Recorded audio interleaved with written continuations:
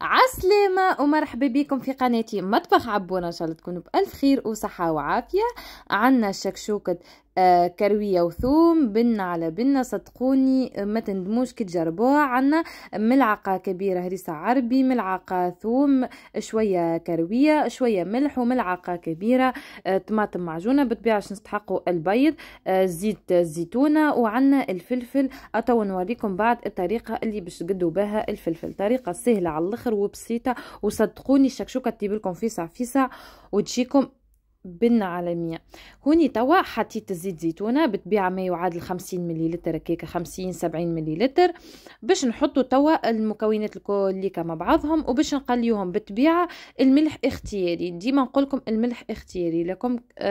معناه فما شكون يحب بزايد ملح، فما شكون لا، لكم كامل الاختيار. وبالطبيعه كما تشوفوا هوني باش نقليوهم مع بعضهم بالكدا بالكدا.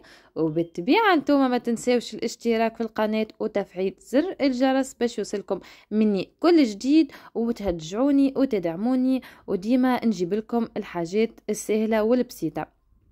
كيما تشوفوا تقلب بالكدا. توا الفلفل نتاعنا غسلته وهوني انا هرسته، والا تجموا ترحيوه بالهشوار كيما تشوفوا هكا. باش تويكا باش نزيدوا نقليوه مع الطماطم والثوم والكرويه. صدقوني الحقيقه حتى هكا وما نحكي لكمش على الريحه كي تلقاكم طيبوا فيها عالميه. وبالطبيعه نحطوا على نار هاديه، وبالطبيعه نقعدوا نخلطوا فيها وتتقلى بالكدا بالكدا. طريقة قلت لكم سهلة على الاخر وبسيطة وما تتطلبش برشا وقت. بيه مادامنا نحن نقليو في الفازات الكل مع بعضهم، باش ناخذوا البيض. هوني انا خديت 4 كعبات بيض باش نفقصوهم وباش نتعداو نحطوهم معناها في الصوص. بالطبيعه صفار البيض نقصوه على زوز، ما نحط وكما تحبوا تحطوها كامله عظمه كامله تنجموا تحطوها، ما في الشكشوكه نجموا هكا نحطوا صفار البيض نقسموه على زوز ونركضوه هكا شويه هكا باش تشد روحها هكا.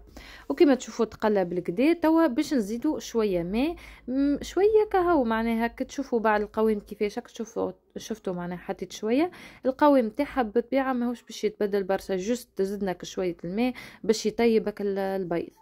ونخليها جوست تغلي دقيقتين. وتوا شوفوا البيض كيفاش صفار البيض نقسمه على زوز وبعد نحطوها. وبالطبيعه نخليوها شويه. تحبوها البيض يبدا هكا جيري شويه، تحبوها طيبة، لكم كامل الاختيار.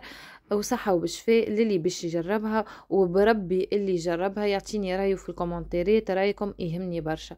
وانا هوني ما بقى كان نقولكم باي باي.